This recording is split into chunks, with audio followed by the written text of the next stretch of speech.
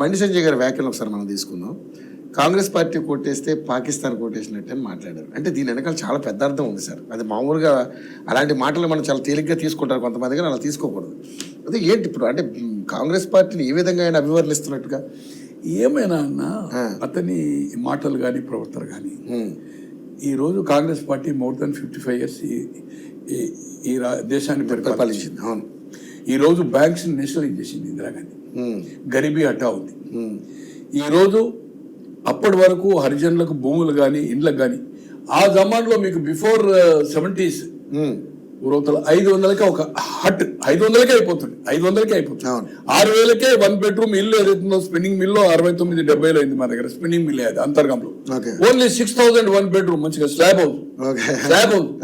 House with bathroom, చిన్న kitchen. ఎవరన్నా 6000 contract. అది కాంట్రాక్టర్ కు దాంట్లో 500 మిగిలినాయి కాంట్రాక్టర్ కు. అయితే ఆ రోజుల్లో చేసింది కాంగ్రెస్ పార్టీ వాళ్ళ స్వాతంత్ర పోరాటం కాదు. వాళ్ళ ఈ రోజున్న వాల్యూ చూసుకుంటే లక్షల కోట్ల రూపాయలు దేశానికి అంకితం చేసిండ్రు. అటువంటి పార్టీని ఇలా ప్రాణత్యాగం అయిపోయింది దేశం కోసం. ఇందిరాగాంధీ, రాజీవ్ గాంధీ అయిపోయింది ఒక ఇష్యూ కోసం. సో ఈ విధంగా సోనియా గాంధీ 3 సార్లు ప్రధాని, 90 కోట్ల ఆమె డైరెక్ట్ ప్రధాని కదా, 240 సీట్లు కదా, ఏఐసిసి ప్రెసిడెంట్ ప్రధాని కదా. 2004లో కానీ 9లో కానీ అవకాశం కదా. ఈవెన్ రాహుల్ గాంధీ గారికి 2004 లేకున్నా 9లో అవకాశం ఉంది కదా. 2004 తర్వాత ఎప్పుడైనా అవకాశం ఉందా? అటువంటిది పదవి త్యాగం కూడా చేస్తే ఆ కుటుంబాన్నో కాంగ్రెస్ పార్టీనో పాకిస్తాన్కి వేసిందంటే ఇట్ ఈస్ అన్ఫార్చునేట్. ఆయన చదువుకున్నాడా, చదువు లేదా, లేకపోతే మంత్రి హోదాను మర్చిపోతుండా, ఏదేమైనా సంజయ్ మాటలు ఏదైతుందో ఒక హోమ్ మినిస్టర్ తగ్గ డిగ్నిఫైడ్ గా లేదు.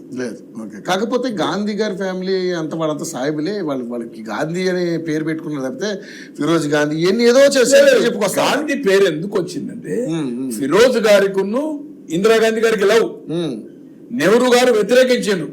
అతను పార్సీ కనుక ఏదైతుందో గాంధీ ఒప్పించి మీడియేషన్ చేసి, గాంధీ గారు పెళ్లి గాంధీ గారు ఉన్నప్పుడు అయింది కదా, ఒప్పించి అతన్ని అడాప్షన్ అంటే ఒక నాకు అంటే ఏమంటారు దత్తత తీసుకుంటే ఆ పేరు గాంధీ అని ఫిరోజ్ ఏదైతుందో గాంధీ అని ఎందుకు కలిగింది? బికాస్ ఆఫ్ గాంధీ దత్తత తీసుకున్న ఆ పెళ్లి కార్యక్రమానికి ఏదైతుందో దత్తత తీసుకున్నది. అది ఆ ఫార్మాలిటీ ఏముందో అప్పుడు చేసింది కనుక ఆ గాంధీ పేరు వచ్చింది. ఫిరోజ్ గాంధీ ఇందిరాగాంధీ అయింది, కొత్త పేరు తగ్గుతుంది. అట్లే కొడుకులు అయింది, మనమరలు అవుతుంది. దాని తప్పే. అసలు ఈ దేశం మేనకా గాంధీ కూడా ఆ ఫ్యామిలీకి ఫిరోజ్ వాళ్ళ తాత పేరు పెట్టుకున్నాడు కదా. సంజయ్ గాంధీ తండ్రి ఫిరోజు 3 సార్లు ఎంపీ అయ్యాడు కదా. 2009, 14, 18 ఎవరు మన ఫిరోజ్. మేనకా గాంధీకి సంజయ్ గాంధీ కొడుకు 3 సార్లు ఎంపీ. మేనకా గాంధీ గారు 8 సార్లు ఎంపీ, 7 సార్లు వరుసగా ఒకసారి చేసింది. 3 మంత్రివర్గాల్లో ఉంది. ఈ రోజు మొన్న ఓడిపోయింది. 7 times, టోటల్ 8 times గెలిచింది. కొడుకు 3 సార్లు గెలిచాడు. ఏజ్ ఎలిజిబిలిటీ వచ్చినాక 3 times. మొన్న ఆయనకు టికెట్ ఇవ్వాలి, ఆమె ఓడిపోయింది అనుకోండి. సో ఏది ఏమైనా గాంధీ అనే దాన్ని కూడా ఏదైతుందో దీన్ని వివాదం తెచ్చి ఇట్ ఈస్ అన్ఫార్చునేట్. ఇది ప్రజలు హర్షించారు. వాళ్ళ త్యాగాలు ఉన్నాయి. అధికారం కుటుంబ పాలన కావచ్చు, ప్రజలు యాక్సెప్ట్ చేస్తున్నారు.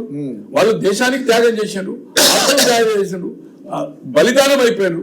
అటువంటి కుటుంబానికి కాంగ్రెస్ పార్టీ పెద్ద 130 సంవత్సరాల చరిత్ర ఉన్న పార్టీ. ఆ పార్టీ వాళ్ళను యాక్సెప్ట్ చేస్తుంది, ప్రజలు యాక్సెప్ట్ చేస్తుంది. నువ్వెవరు అనడానికి కుటుంబ పాలనని? National party. అటువంటి ఏదైతుందో ఇది తప్పు ఏదైతుందో, అటువంటి మాట ఏదైతుందో అది పార్టీకి మైలేజ్ అయితే రావడం లేదు. సంజయ్ మాటలు ఏదైతుందో మైలేజ్ అయితే రాదు. ఇప్పటికైనా ఇటువంటి మాటలు హోదాకు తగ్గట్టుగా దాన్ని ఏదైతుందో భాష మార్చుకోవాలి. మిత్రుడు, తమ్ముడు లాంటి వాడు, ఇది మంచి పద్ధతి కాదు, ఇది హర్షించడం లేదు. మీడియాలో రావచ్చు, చప్పట్లు కొట్టవచ్చు, కానీ ప్రజలు ఈ హోదాకు తగ్గట్టుగా you are a home minister, you should be the dignified. ఎప్పుడు ఇదే వివాదాస్పదం మాట్లాడడం ఏదైతుందో పద్ధతి కాదు. హిందూ జాలం ఉంది, హిందూజాన్ని రెచ్చగొట్టడము అంతే కదా. మైనార్టీ లేకున్నా మేము ఏదైతే దీన్ని సాలిడ్ చేయడానికి ఈ భాషను ఈ యువకులకు ఏదైతుందో అట్రాక్ట్ అవుతుంది. దీన్ని ఏదైతుందో ఈ భావజాలను పెంచడానికి తప్పితే ఇది తప్పు అనేది నా ఉద్దేశం. వాళ్ళ ఆ ఉద్దేశంతోనే వీళ్ళ మీద allegations. But unfortunate being a home minister. కానీ మరి ఇప్పుడు నిజంగానే సార్ వీళ్ళ